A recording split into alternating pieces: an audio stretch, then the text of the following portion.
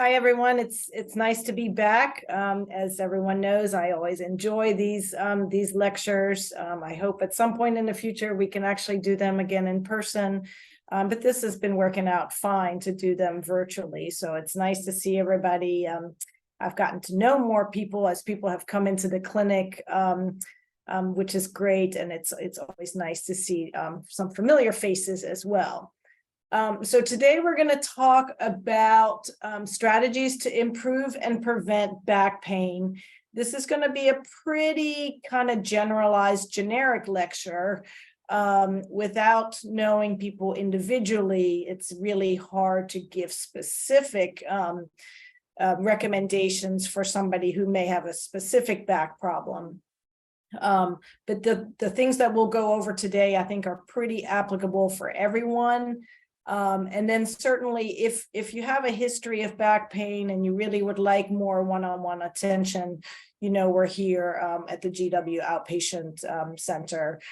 We would just need an order from your doctor and we would be able to take a more individualized look. So let me get started. I'm going to kind of jump back and forth with a PowerPoint.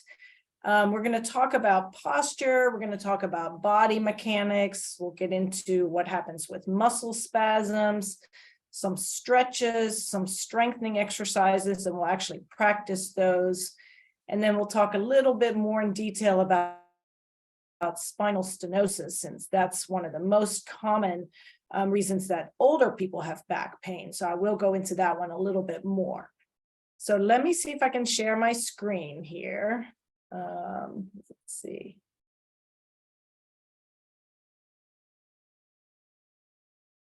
Okay, and let me get the slideshow started. Just bear with me 1 second so I can see it.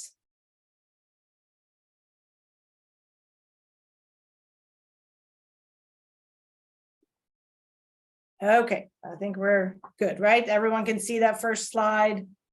Good. All right, so we're going to be talking again, like I said, strategies to improve and prevent low back pain. So the first thing we're going to delve into is posture, because what we are learning about back pain is most of the time back pain is more of a sitting problem than a lifting problem. Posture accounts for more reasons why people have back pain than anything else. So this first slide, people are probably pretty familiar with this. This is a typical good posture slide for a workstation. But everybody does do something at a table, whether you're eating, working at the computer, attending a Zoom class like this. So you do want to pay attention to your posture. And we'll kind of quickly go through what's on this slide. The most important thing I'd like to point out is notice the height of the computer monitor. The top of the monitor should be about even with your forehead. A lot of times people end up putting their monitors higher, thinking that their eyes should be looking straight forward at the middle of the screen, which actually ends up putting a little bit of a stress on the neck. So if you can lower that monitor so that the top of the monitor is level with your forehead, then you want to have a good chair that provides good support in the back so that your spine is nice and straight. You want to have armrests so that your arms are down by your side. You definitely don't want to have your arms sitting up high. I'll demonstrate that in a second as I stop the share. You want to have the height of your chair so that your knees are slightly lower than your hips or about even as your hips.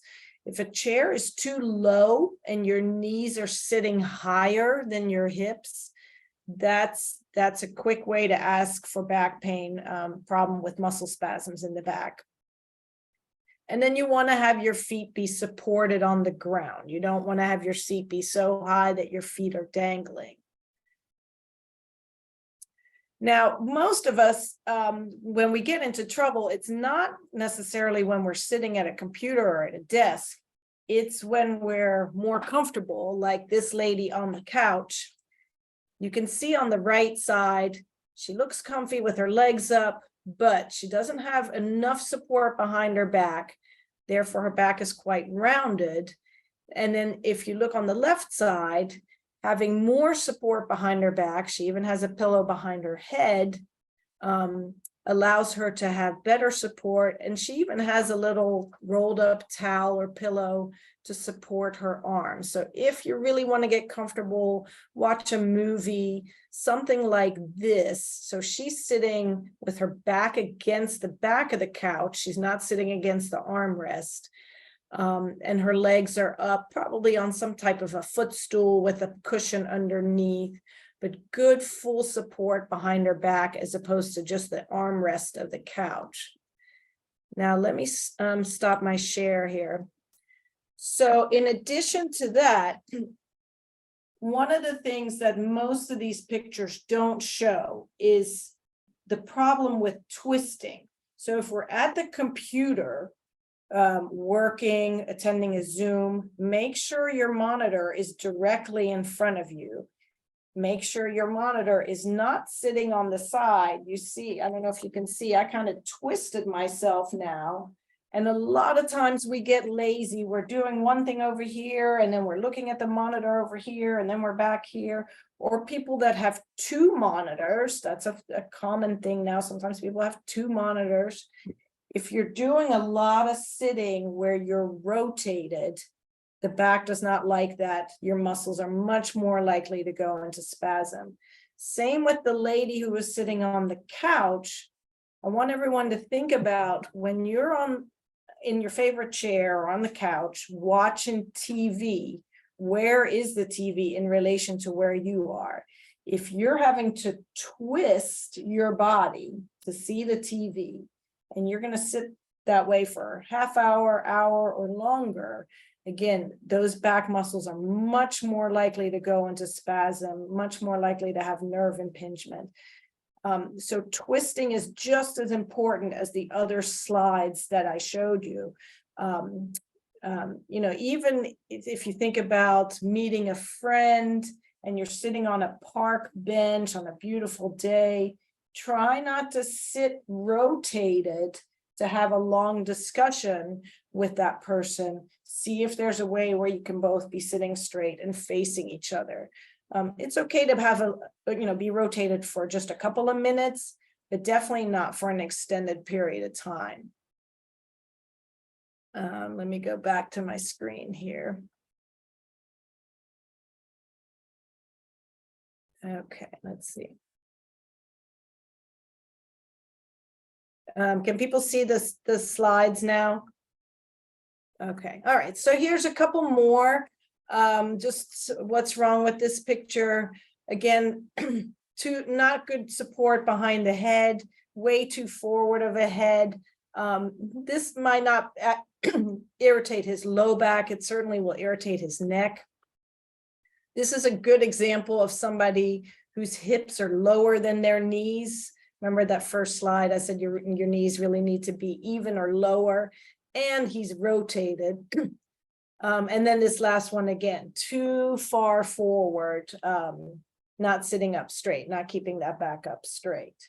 So those are just some highlights about posture, and I hope again that everybody pays attention to that rotation. Especially when we get comfortable, want to watch that movie, sinking into that favorite chair, just make sure you have good support and try to avoid the rotation. All right, so now the next thing we're going to talk about are body mechanics, and body mechanics has more to do with how to use your spine correctly when you're having to do a task. And there are a number of principles that I'm going to show you guys, and we'll talk about these as we look at these. But when it comes to doing a task, it's easier to push or pull something than to lift. So if you have that box on the floor that needs to go from the living room to the bedroom, and it's pretty heavy, see if you can push it rather than try to lift it.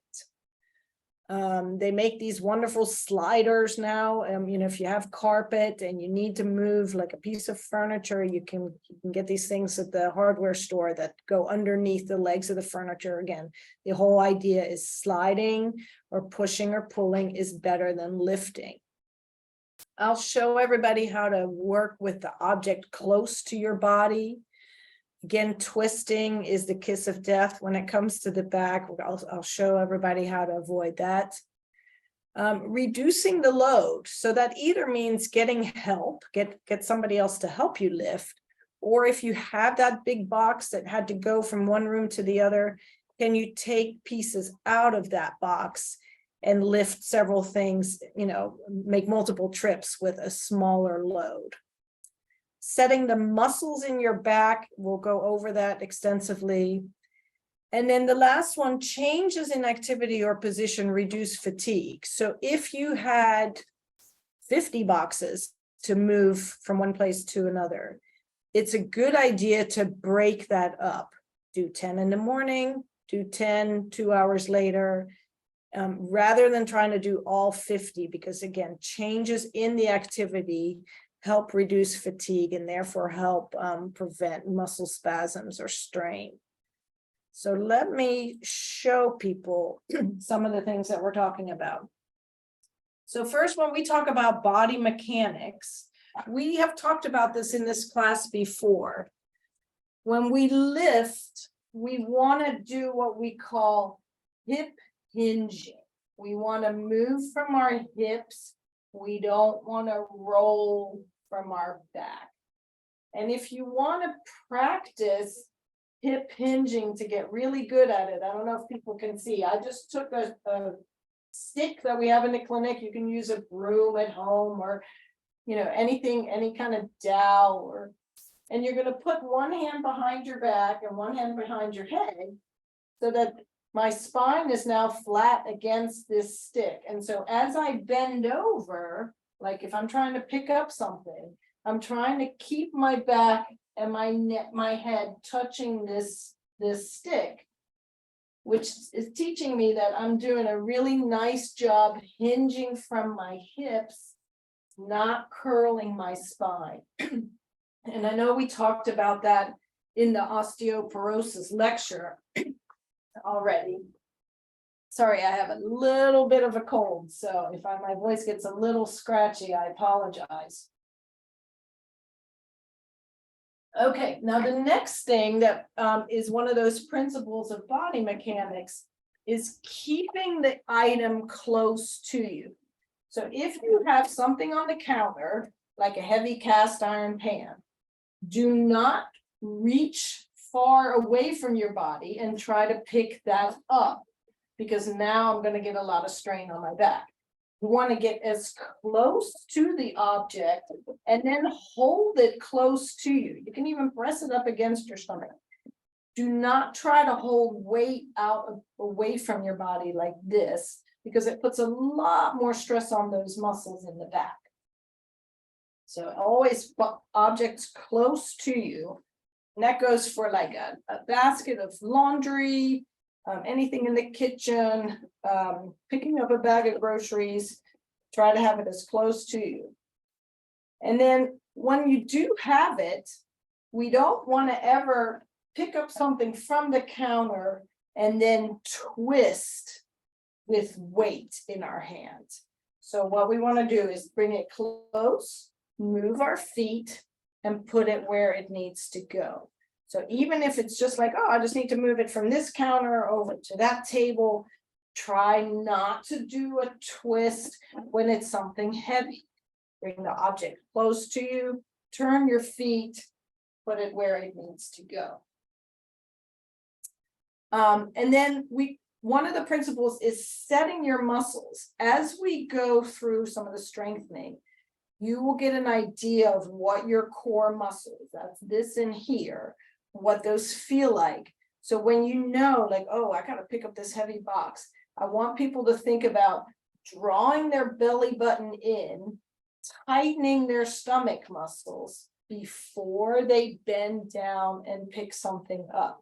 Because when you tighten your core muscles, and again, think about drawing your belly button in towards your back, holding that nice and tight, what you're doing is creating your body's own back brace.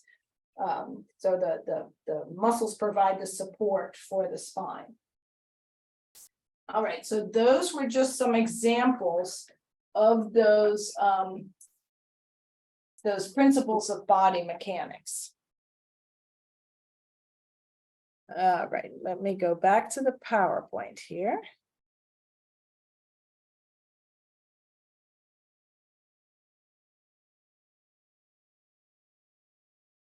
Okay, now what happens if we forgot and we sat crooked through a movie or a play, and now our back is really hurting and it feels like we have a muscle spasm? And you can see this guy, where he's holding, that most likely is a muscle spasm. It's a localized pain on the side of the spine. And they're pretty common. So what happens with a muscle spasm? So you can see at the bottom here, that gray part, that's the muscle, and either the whole muscle can spasm or more often just a part, just some of the fibers tighten up. And then we call that a trigger point. And that causes pain. And so this muscle is now sending a message to the brain saying, hey, there's something wrong here, there's pain. And then the brain says, uh-oh, there's something wrong. So as a protective mechanism, it's going to try to have those muscles tighten up more. It wants to protect what's going on. So spasm causes pain, and then pain causes more spasm. And so before you know it, you can get in this vicious loop. And then what we teach people is we got to come up with ways to break that pain, spasm, pain cycle. So there's a couple ways to do that. You can address the pain part. First, you're obviously going to get out of your poor posture, or stop your lifting or whatever you're doing. Then reduce the pain. You can do that by taking over-the-counter pain medication. You can do things like icy hot. You can use a heating pad or an ice pack, anything that is going to give you some pain relief, sometimes a hot shower. And then as far as breaking up the spasms, you can use massage for that. I'll show you some stretches. If people have ever been through therapy, you've probably been shown you can use like a tennis ball that you can put right behind your back to put some pressure into a muscle. Deep pressure into a muscle helps relieve spasm. So either end of that cycle is good to try to attack to break up that pain, spasm, pain cycle. Okay. Let's see. So now we're going to talk about some stretches. And there's a concept called directional stretching in therapy. And basically what that means is if it feels good, do it. If it feels bad, don't do it. So depending on what is going on with your particular back, you may not feel good at all doing what this guy is doing up here, the guy who's on his stomach. And so if you tried that, if you were on your stomach and you tried to arch up and you said, oh no, this feels terrible, this is making my pain worse, then that means that you're getting pressure on nerves and you should avoid that. But on the other hand, if a motion like pulling your knees into your chest feels good, that means that we're taking pressure off those nerves, and therefore we would want to do that. Same with rotating the spine. If it feels good, most of the time people like that exercise where you lay with your knees bent up, you let your knees rotate to one side, then to the other. Again, if it feels good, that means that it's doing good at the spine. So let's practice some of these that we're seeing here. So the first one is just a rotation. And you can have your arms crossed as you rotate to one side. If you want to grab the back of your chair, rotate to one side. And then go ahead and rotate to the other. And again, if you're getting pain with this, if you have a history of back pain and you're like, no, this really hurts, do not do that motion then. But if it feels good, or if it gives you relief from your symptoms, practice rotating to one side, rotate to the other. So I'll do a couple more of those rotations.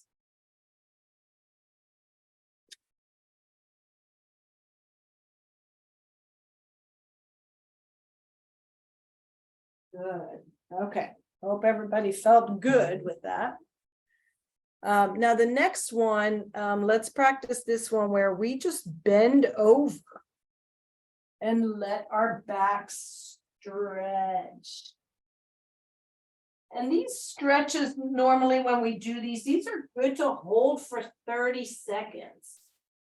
Anybody who's been through my therapy classes, you know that in order for a stretch to be effective, we need to hold it for at least 30 seconds.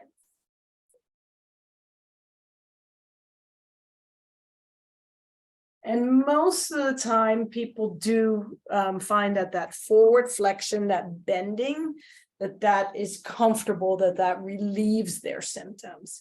You can do it like that guy showed there, where he's just reaching to the floor. If you have a ball, you could put your, or a stool, you could put your hands on a ball or on the ottoman and reach out as well that way to get a good stretch of that low back.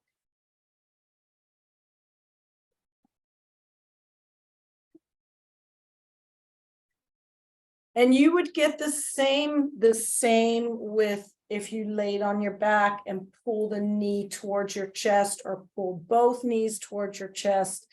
That's the same motion as this bending forward. That's flexion. And then the last one that will show you, let me see if I can show you on the chair here. If you find that bending forward actually doesn't feel good and you want to try going the other direction, extending your spine, then we recommend doing that in a chair with a back, with a little towel roll behind your back, and then arching back to let that back go backwards. And I'm actually a little too close to the wall because I'm hitting my head against the wall. But if you had the space, you could move back as far as your spine allowed. Again, a lot of times people do not like that one. And again, if it causes you pain, don't do that one. So I hope that's clear. For directional stretches, do the motions that feel good. Avoid the ones that don't.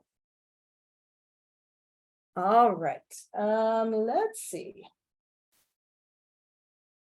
So along with flexibility, one of the most common things that we recommend are hamstring stretches. Not everybody has tight hamstrings, but most people do. And that oftentimes the hamstring muscle attaches from the back of the leg to the low back.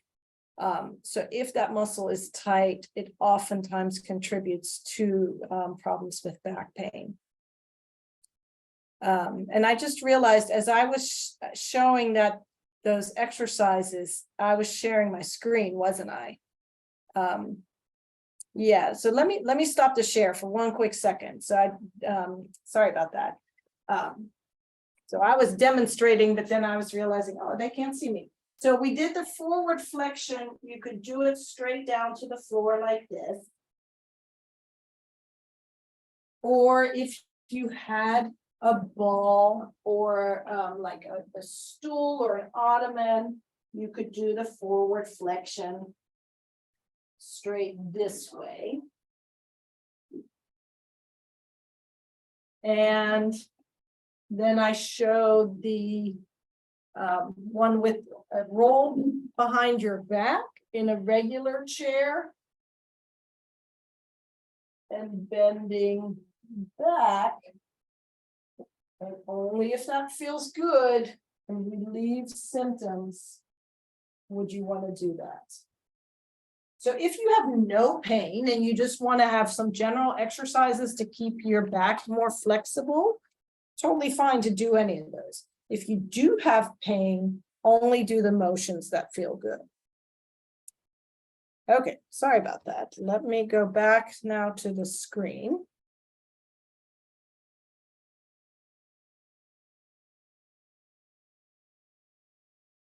Okay, actually, I'm going to demonstrate these. So, hamstring stretch. Let's everybody practice in sitting. Put one leg straight out and then just lean forward. You should feel that pull on the back of the leg.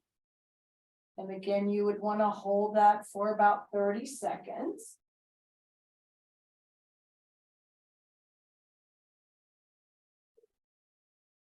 Good. And then try that with the other leg.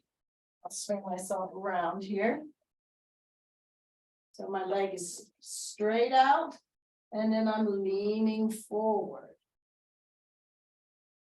Feeling that pull on the back of the hamstring. And again, normally you would want to hold that for about 30 seconds. An easy stretch to do while you're waiting at a doctor's office or, anywhere else. And then I'll pop up on the table to show you the other one, the other way to stretch the hamstring. We don't recommend doing a hamstring stretch kind of the way that they used to do it, where we just bend forward like that. That's more of a low back kind of stretch and not really one that we do for hamstrings. But for hamstring, you can, if you're lying down, I'm using a stretch strap. You don't need to have a fancy strap like this. You can just have a belt or a rolled up sheet that you would loop around your leg. And then you're just pulling one leg up to the ceiling. Let me see if I can get a little bit higher so you can see better.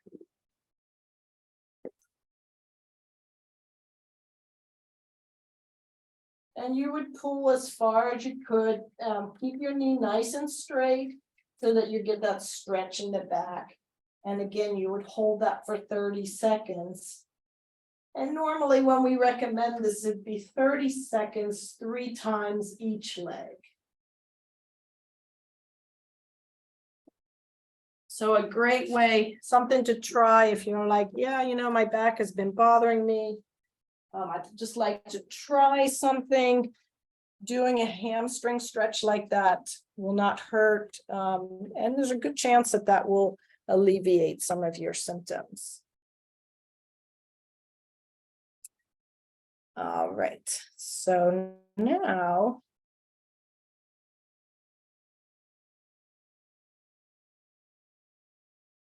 we're going to talk a little bit about strengthening. Just like everything else in every class that I have done for this group, it always comes back to strength, right? Whether it's balance, osteoporosis, arthritis, back pain, we just need to make sure that we keep our muscles as strong as possible. So there are hundreds of different ways to do core and back strengthening exercises. If you really have a specific back problem, I would strongly encourage that you get a physical therapy referral so that they can tailor the exercises to you.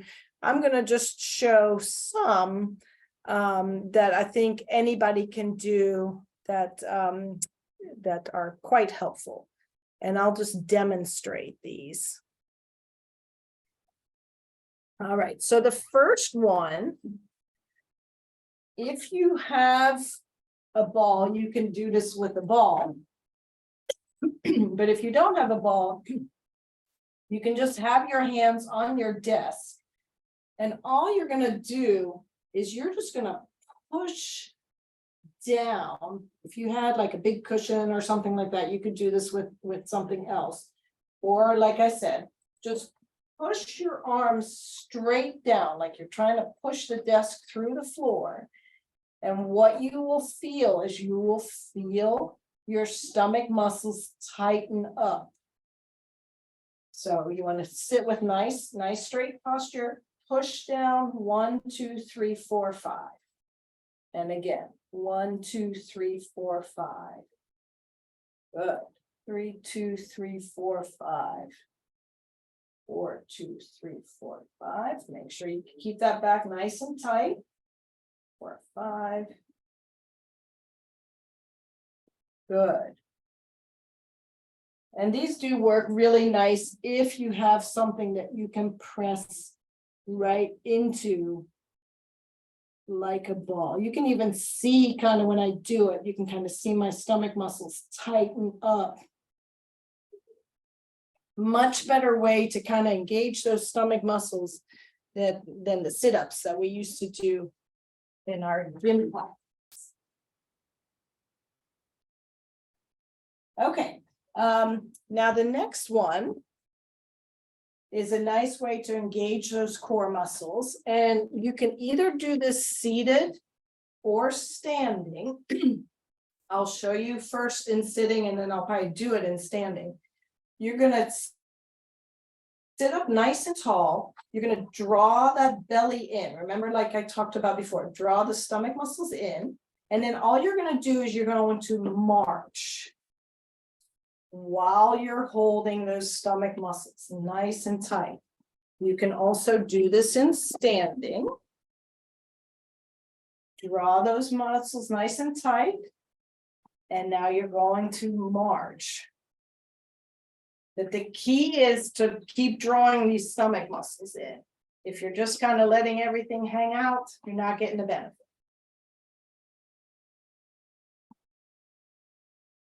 Good.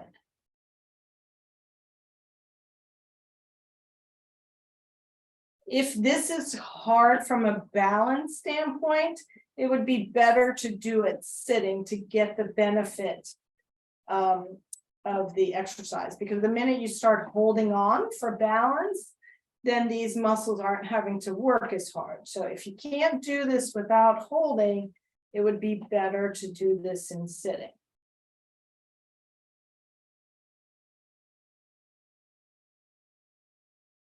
Good. Okay. Now let's make it a little bit harder. And I'll show it in sitting first. You're going to lift your left leg and your right arm. So you're lifting opposite leg and arm.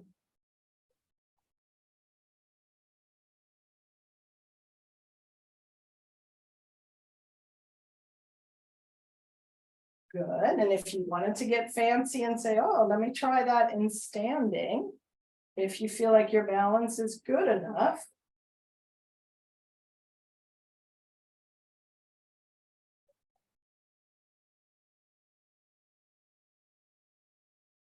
The whole time you are, before each one, say, is my belly drawn in? Are my core muscles engaged?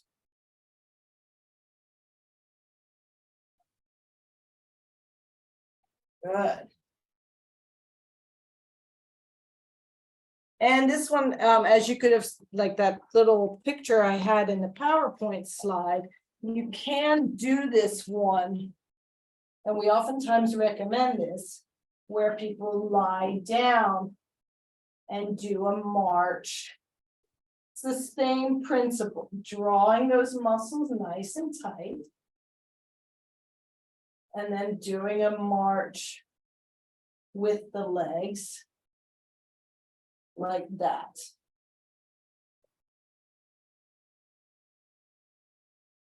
So that's another option. So seated, standing, or lying down.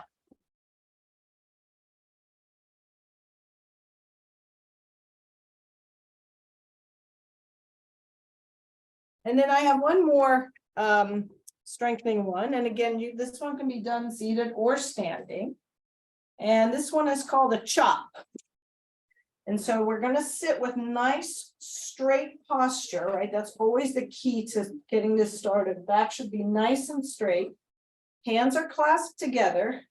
And we're just going to do like we're chopping wood. 1, 2. Keep thinking about holding that belly in. 3, 4, 5, 6, 7, 8, 9. Very good. Let's do it the other direction. 1, 2, 3. Pay attention to those muscles being nice and tight in the belly, spine really straight. 5, 6, 7, 8, 9, and 10. Good, very nice. And let's do a couple more of those and stand up if you can, or do a little bit more in sitting if you're more comfortable in sitting. So standing with your feet shoulder width apart. Again, I'm drawing my stomach muscles in, belly button in, and then I'm doing that chop.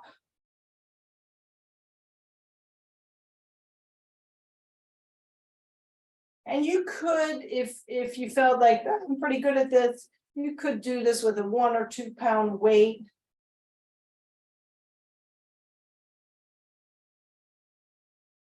And as you're doing that, really think about how does this feel in my stomach? Because as you're engaging those muscles, you'll kind of get used to what that feels like.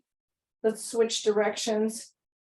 And then next time you have to pick up that heavy box, you're going to think, okay, I know how to do this because I'm doing this as part of my exercise.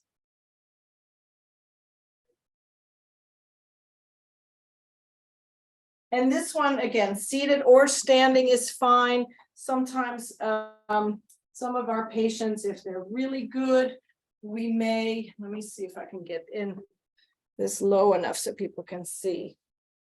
Don't do this now, but just so that you know, sometimes we will do this with people sitting on their knees or with one knee up, one knee down. That gets a lot harder. But if you feel like I'm ready for the advanced class, that is another option where you could do that one knee up, one knee down. Same thing, doing that chop.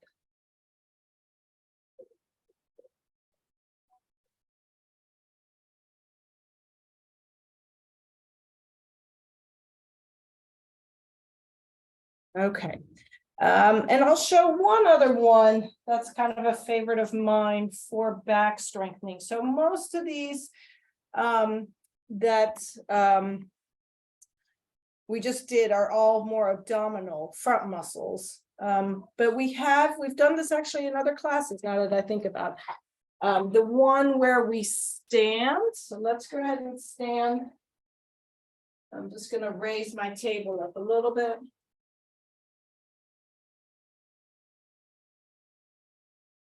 And we're going to kick one leg behind us.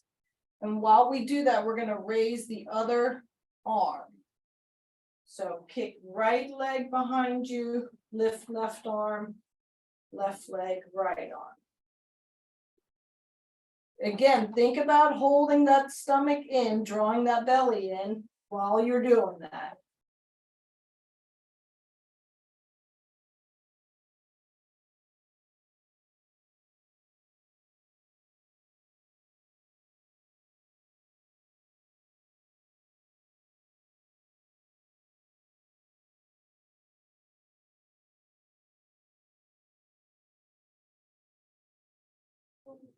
Good, we'll do a couple more of these.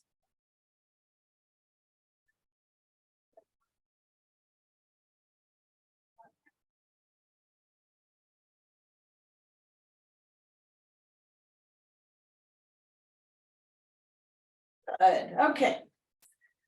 Very good, everybody. So let me get back to my little PowerPoint here. All right, so spinal stenosis, oops. That is probably the most common diagnosis that we see for older people with back pain. And that's when the space inside the backbone, where the spinal cord and the nerves travel, is narrowed for a variety of reasons, usually arthritis. And that puts pressure on the nerves, causing pain in the low back, definitely pain down one or both legs. And this is typically relieved with bending forward or sitting, and exacerbated or made worse with walking or standing. And so I'm going to show people a little bit. So you can see here's a spine. This is a low back. And here's the spinal cord. And the spinal cord is having pressure on it because this disc is bulging. So that's one type of stenosis. Not so common in older people. These discs, when people say, oh, I have a bulging disc, that's really a common cause for back pain in younger people, not so much as we get older. What we see mostly with our older folks is you can see here the big yellow tube is the spinal cord, and then these are the nerves coming out. And this space here where the nerve comes out, it's kind of like a little round hole, that gets narrower because there's arthritis here. And I'm going to show you on an actual spine model here. All right, so I have my spine model here, right? So this is the front, this is looking at it from the back, right? These are kind of our vertebrae. You can feel those as you run your hand down your back. And then you see the nerves coming out from each section, and you see that there's a little hole there. And that space there, typically as we age, gets smaller because there's arthritis that sets in kind of in here. As we bend forward, and I wish this guy didn't have this metal pole in him because I can't bend him very far, but as we bend our body forward, let me see, you can kind of see here that as we bend forward, I am opening that hole. So I'm taking pressure off that nerve. If I were to bend back, that hole that's already kind of small now is being made smaller. So this is the type of pain if you're in the grocery store, or you're walking to the grocery store and you're like, oh, my back. And then you get that cart and you lean forward on that cart and you say, thank goodness.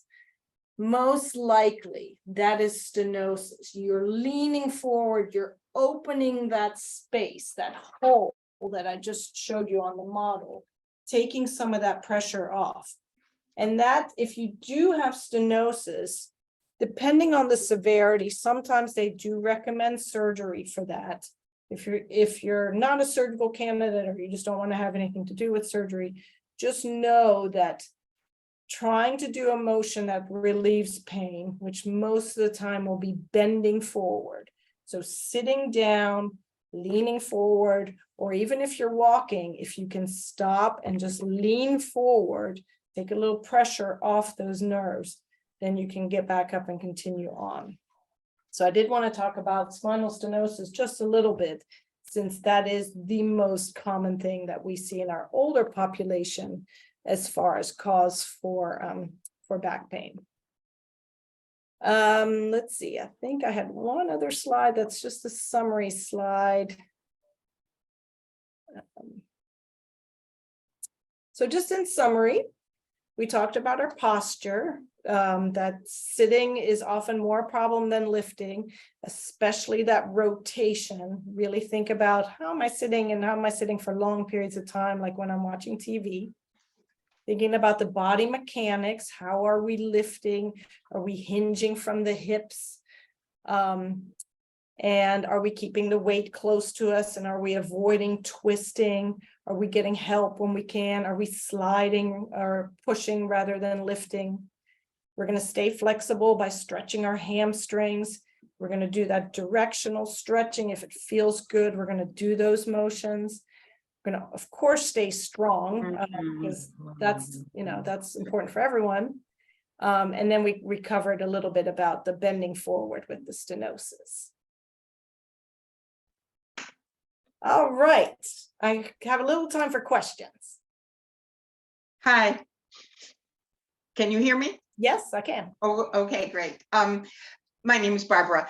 I wondered, I don't want elaborate answers because I want to respect everybody else's time, but will being on an older mattress and consistently waking up with a bit of back pain, the problem with the mattress, or just the problem with you? You aren't doing all these things that you suggest. Well, I mean, having slept on a lumpy mattress, I think the mattress could certainly exacerbate things. The mattress itself is not going to be 100% of the problem, but yes, if you're having some arthritis or some stenosis already, or if you have some other issues, then having a mattress that doesn't support you correctly could exacerbate. And some, people always ask me, what kind of mattress should I get? That it's really personal preference. You have to kind of know your back, what feels good, if you like something really soft, if you like something firmer. But if the mattress is old, and so there's a big divot or a big hole in a certain place, then that could certainly impact the position that your spine is in.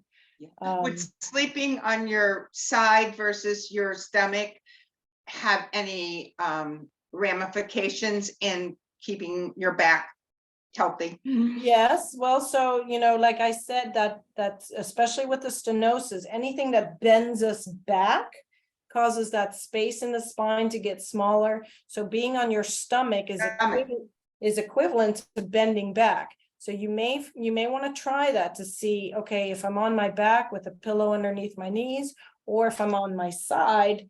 And a lot of times we like people to try on their side with a pillow between their knees. Does that make me feel a little bit better than being on my stomach? So do try the different positions, just like that stretching.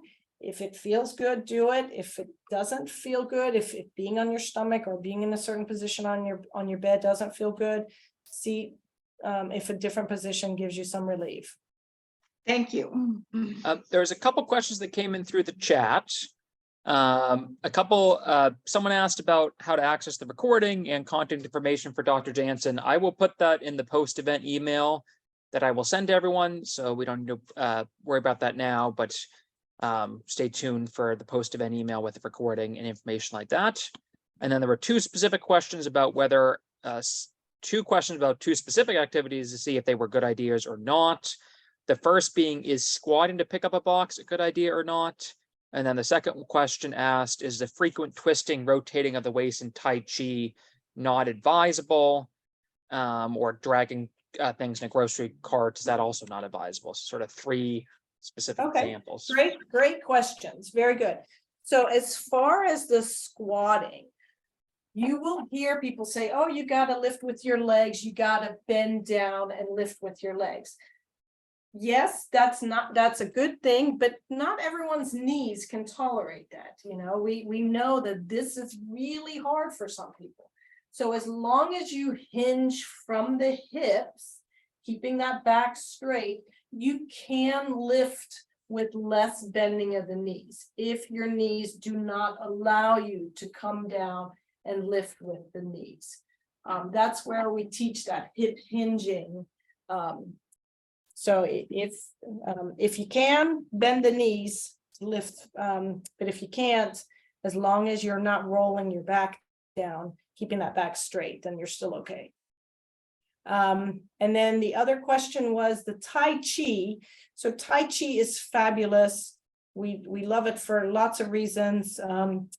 There actually, I went to a conference where they really praised the new research coming out as far as Tai Chi for balance. So we can revisit that at some future class. But when you're doing the Tai Chi motions, you don't have weight in your hand. The twisting that I talked about is while you're holding something heavy, like that pot of spaghetti water, or the bag of groceries. The twisting, you only want to avoid that while there's weight in your hands. If you're doing a twisting motion as part of Tai Chi, totally fine. And then I forgot the last question. The grocery cart, is pulling grocery carts, is pushing better? No, I think whichever one you prefer, depending on the type of cart you have. I know some people's carts only have the 2 wheels that really only allow you to pull. So pulling is okay. You may want to switch arms, halfway down your trip, that you're not always pulling with one arm. But I think either one, we like the grocery carts. And then I saw Laura unmuted herself, and Christina has a hand up as well. So if Laura wants to go first, and then Christina. First of all, I want to know where the GW clinic is. I'll put that in the post-event email with the address. Okay. And my other question is, I've had spinal surgery. I've got rods in my back and so on. And I've been going to the GW Pain Management Center and getting injections. But what I'm discovering now, and I want to thank you for that stenosis explanation, because it's when I walk that I get the severe back pain. Mm-hmm. Other times, I'm okay, but walking kills me, which I know I need to do. So my question now, what's happening is I'm having trouble straightening up so that I have good posture. And I became aware of it walking past store windows. Realized just regular walking, I am leaning forward and I can't straighten up. Yeah, so I would really encourage you to follow up with your doctor and see, I don't know if you've had therapy in the past, if that was part of, when you had your spine surgery, but that would require more one-on-one attention so that we could give you the right kind of instructions to help you with, whether that's a strengthening or flexibility issue, to help get your spine as straight as we can get it. I used to do Pilates, which was also helpful, but that's why I asked about the location of the GW clinic. Yeah, so Jonas will put that out. I think therapy is something that I should be looking at. Great. Thank you. Okay, and I guess I'm next. I'm Christina. I actually sent, there was a question thing that I wrote in, and I gave you rather detailed information about the pervasive bone cancer that I have. And I don't want to belabor the point, but so far I'm doing injections and things like that. And I haven't been prescribed therapy yet, but I am trying to walk as much as possible, kind of on the theory that my muscles are probably all that's keeping me together. And so I guess the advice I would like is, are there things I should avoid doing? Basically what I'm doing a lot, I use a walker for balance, and I walk a lot. And then, like the previous respondent, I do observe myself in windows, and my posture is still okay, though I don't know why. So are there things I should avoid? So I apologize. I don't think I received any prior question or email from Well, you. there was a point that said, do you have one? And I do. And so I apologize that I'm not familiar with your well, case, but very briefly, the bone cancer is L5, L2, T12, 6, 7, and 8, the anterior rib, left scapula, left femur. boy, I'm sorry to hear that. Yeah, it's a bummer. Yeah. So I think what you're doing with doing the walking, staying active, any of the exercises that we did today would be fine. The same principles apply if you're doing a particular exercise or motion that's painful, then don't push through with that. You know, if you like the water, you know, water therapy could be beneficial. And talk to the physician and see if, you know, even just you know, 1 or 2 sessions with therapy where we could give you some more individualized recommendations, I think would be good.